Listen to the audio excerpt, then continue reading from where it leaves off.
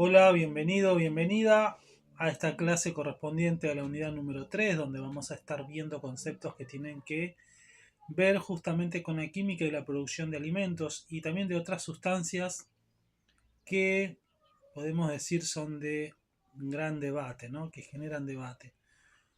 Una de esas sustancias son los agroquímicos,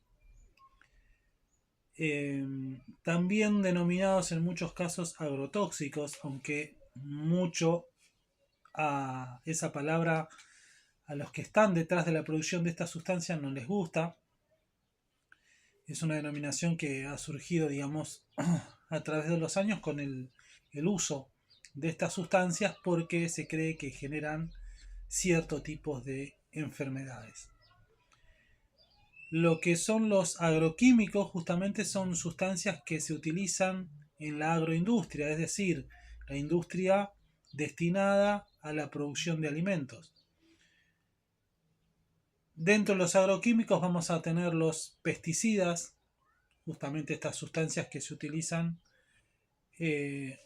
para eliminar plagas que vienen dadas por insectos, ¿sí? Determinados insectos. También vamos a tener los herbicidas, que lo que hacen justamente es eliminar aquella hierba no deseada en los cultivos y que compiten justamente por el alimento y por el espacio con las plantaciones propias que generan los productores, ¿no? Entonces tenemos ahí los pesticidas, los herbicidas, también tenemos en este grupo los fertilizantes. Los fertilizantes son sustancias químicas utilizadas en el suelo con el objetivo de acelerar el proceso de crecimiento de las plantaciones, de incorporarle nutrientes. Esto se hace, digamos, justamente como para enriquecer el suelo y que los cultivos se desarrollen de manera más acelerada también, justamente para acelerar, valga la redundancia, los procesos de producción de alimentos, ¿no? Hoy en día se sabe que hay una alta demanda, digamos, por la cantidad de habitantes en el mundo. Estamos hablando de unos 9.000 millones de habitantes. Se sabe que la producción de alimentos es suficiente para abastecer a toda la población, pero los datos o la realidad no indica eso porque sabemos que hay muchos lugares, mucha gente que no tiene para comer, que carecen de alimento, que carecen de las necesidades básicas, del agua potable, de un techo, del acceso a la salud, cuestiones sanitarias y demás, y dentro de eso la alimentación. Así que estas sustancias, de alguna forma, también están a veces en el ojo de la tormenta porque en lugares donde se han utilizado, luego de un tiempo han empezado a aparecer personas con enfermedades raras, extrañas, que hasta ese momento en esos lugares nunca se habían manifestado. Entonces, obviamente, la mirada estuvo puesta en esas sustancias químicas que se utilizan supuestamente con un fin benéfico, pero que en apariencia terminan dañando el medio ambiente y la salud de las personas, los animales, contaminando el agua, contaminando las napas y generando graves inconvenientes para la salud de las personas. Hay una corporación hoy muy renombrada justamente con estas cuestiones, ¿sí? Que siempre es motivo de debate, al igual que los insumos que producen. Entonces, bueno, es justamente una parte para reflexionar, ¿no? Todo este tema. También lo que es justamente en la producción y conservación de alimentos, hay un ingrediente muy importante y que nosotros utilizamos a diario, la mayoría de las personas, salvo que lo tengamos contraindicado, que es justamente la sal. ¿Sí? La sal ha sido utilizada mucho tiempo y se sigue utilizando, pero en un principio, ustedes imagínense que los pueblos originarios no tenían una ladera como tenemos nosotros, entonces tenían que de alguna manera poder conservar el alimento y uno de esos métodos era justamente la utilización de la sal. ¿Por qué? Porque la sal tiene la capacidad de absorber la humedad y de secar justamente, en este caso, la carne, por ejemplo, ¿sí? Que tiene gran contenido de agua, de humedad, de líquidos. Entonces se ponía esa carne sumergida en sal, quedaba reseca y duraba mucho más tiempo. No el famoso charqui o charque como se le llama en el interior, pero que hoy también se utiliza justamente para hacer esa técnica y agregándole algunas especias y condimentos para generar, por ejemplo, fiambres o embutidos caseros. Entonces fíjense que esa utilidad o ese conocimiento antiguo hoy también se sigue aplicando. Tenemos también lo que son justamente la refrigeración y la congelación en los alimentos, ¿no?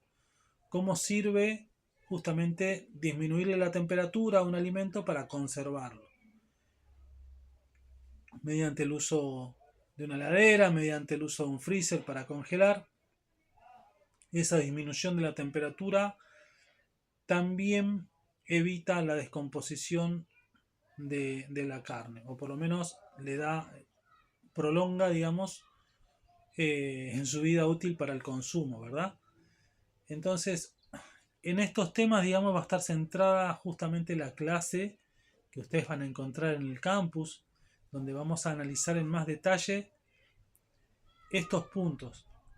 Por un lado, la utilización de los agroquímicos en la industria, también de los elementos conservantes para los alimentos, ¿sí? Y técnicas de conservación que pueden ser caseras.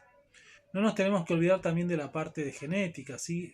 Es decir, la producción de alimentos transgénicos, es decir, aquellos que han sido modificados genéticamente para lograr alimentos de mayor tamaño, más rápido, más resistentes a cuestiones ambientales o algunas cuestiones biológicas, naturales, por ejemplo, ¿sí? Pero que esos alimentos también transgénicos están sospechados de causar distintas afecciones a la salud. Hoy, por ejemplo, es muy común encontrar en una verdulería las mandarinas sin semillas, por ejemplo, ¿sí? ¿Y cómo es que no tienen semillas? ¿Cómo se reproduce? Bueno, han sido modificadas genéticamente para producir ese tipo de fruta que no tenga semilla. ¿Sí? Y así podemos encontrar muchos más. Siempre es aconsejable consumir alimentos orgánicos, sobre todo tratándose de frutas, verduras, que no han sido tratados ni rociados con pesticidas, ni herbicidas, ni fertilizantes, sino que se recurre a técnicas, digamos, artesanales y de cuidados agroecológicos y que son mucho más sustentables, tienen el mismo resultado o a veces quizá mejor que utilizando productos químicos y por supuesto son mucho más saludables para nuestro cuerpo.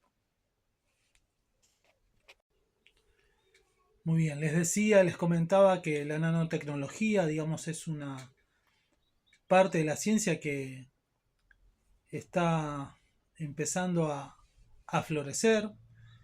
Sí, si bien ya se viene hace unos años lo que es haciendo aplicaciones nanotecnológicas, es algo incipiente, ¿sí? Es materia incipiente la nanotecnología, pero que promete revolucionar el mundo. De hecho ya lo está haciendo, hay muchas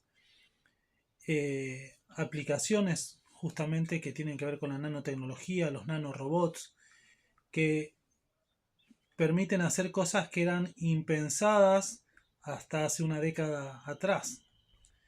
Así que imagínense justamente la maravilla, ¿no?, de todo esto. Por otro lado, el carbono, como les decía, también es parte importante y fundamental de lo que son los combustibles fósiles, es decir, los hidrocarburos.